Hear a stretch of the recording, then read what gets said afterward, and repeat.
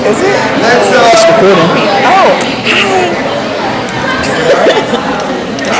Yeah, definitely put this on YouTube. Just to let y'all know that these are all going on YouTube, and everyone's gonna see you cooning. So Great.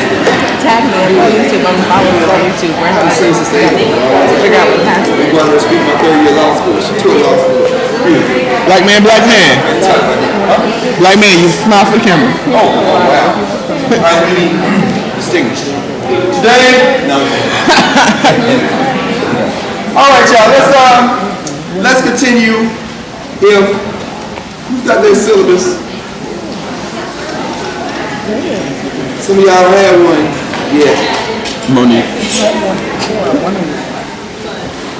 197.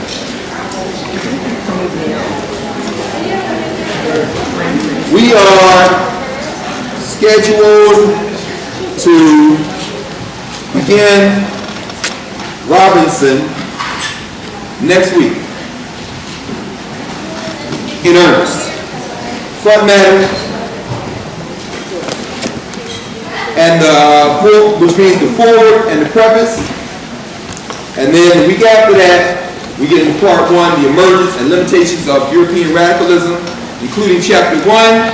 And what is the title of chapter 1? Racial capitalism. So the ideas that we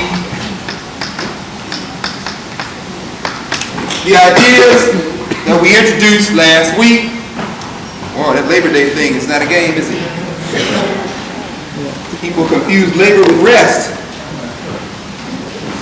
I understand some of y'all gonna be mixing it up in front of the A-Bill tomorrow. Yeah, what you found That's what I heard. out? Yeah. You heard about it, yeah. I was like, wow, okay. Let me talk about this for maybe about a minute and a half, about 90 seconds. Anybody know anything about the origins of Labor Day? Canada was a place, absolutely, where it had a set of origins. Anybody know about the United States? It traces back to this entity, or lack thereof. What is the function of a union? That's right. That's right. Advocate for workers, advocate for better conditions for folks who actually work, labor. The strength of a union is in its membership, theoretically. Although as these things become institutionalized, you find that power does what power always does, which is recruit the powerless into helping power maintain power.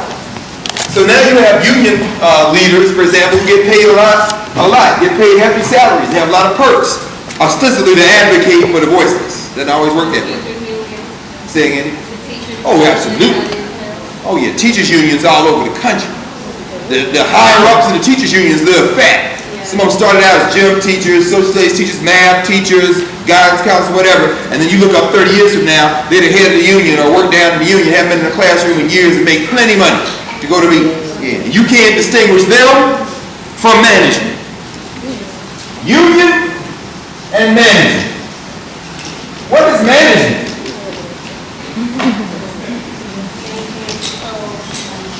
Say again? I'll say maintain control. They maintain control. They manage. In other words, they are the administrators. They are probably different from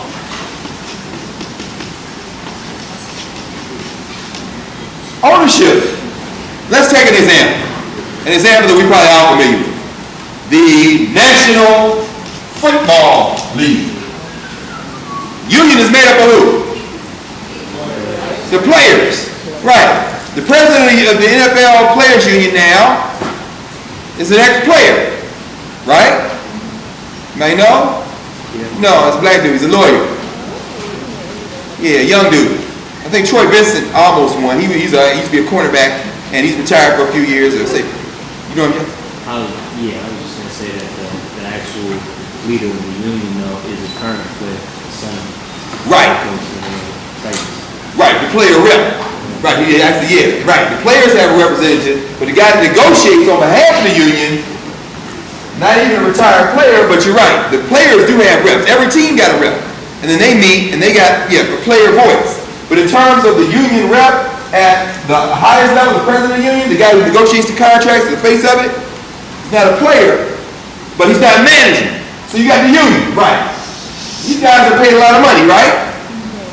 In real dollars, the way we would look at it. But if we look at it in terms of relative dollars, meaning relative to the management and ownership, are they paid a lot of money? No.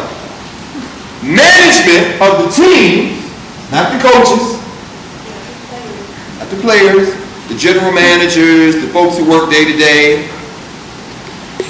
they get paid a nice salary too. Not as much as many of the players, but their management. What's their job? Management. What is that? Huh? Order. Maintain order. Right. They may trade you. You make too much trouble. If you brush your knee up, what's it? Yeah, all this property. They manage. Like the drivers on the plantation. Now, ownership. Who owns the Redskins? Daniel Snyder. He's a thousandaire, millionaire. Well, I'm sorry. He's a billionaire. It's a lot of money. He's a billionaire. Meaning what? He buys and sells labor, but he don't really, unless he want to play with the team, like Jerry Jones, who owns which team?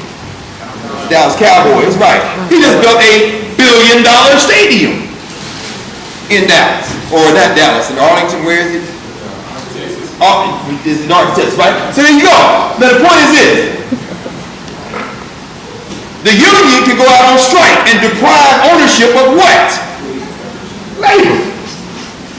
And then they go out on strike again. But if all the players quit, what can ownership do? Buy some more labor. It works that way pretty much all levels of athletics. At the college level, though, the union, they have no union. Your students. The management, it's like the AD and this kind of thing. And who owns it? Who owns the colleges? This is really a question you should be asking folks around here. Who owns the college?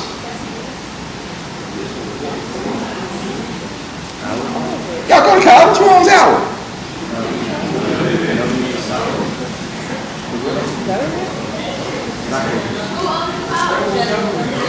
You asking me?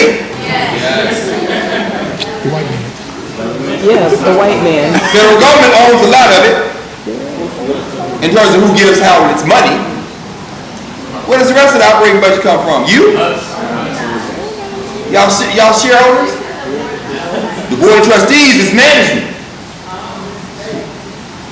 That's a good question. Is Howard a business? Yes. I'm sorry, is there stock in Howard traded on the stock market? So why don't your dividends? You pay tuition. The real question you should ask is, as partial owner of Howard University, where is my money? Is it paying management? Is it coming back to the academic intellectual labor? Is it going to the other type of labor around here, which means all the athletes and people on scholarship? In other words, if there's money trading hands as part of the owners, you should want to know where your money is. That was just a commercial, by the way, for increasing interest in where the money goes. They say it's a deficit. If it's a deficit, did you create it? No, so you probably want to know who, since you part owner. Did the feds create it? I may be looking at management. I don't know. I'm just saying. And we don't have a professor's union. They say. Anyway, so how this works. Labor Day. Labor Day started nearly 100 years ago when, particularly in places like New York City, they had what they call sweatshops. You know what a sweatshop is, right? That's where they lock you in and you make what? Shoes, shirts, Jumpman, Nikes, most of the t-shirts everybody has on in here. What else? The baseball caps. In other words, the sweatshops make most of what we wear. Not most of what we wear, much of what we wear. Right?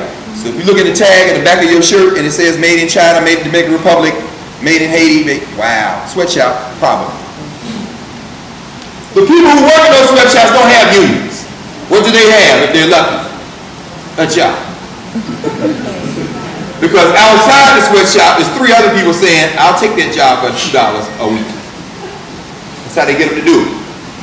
Management is on site. Ownership lives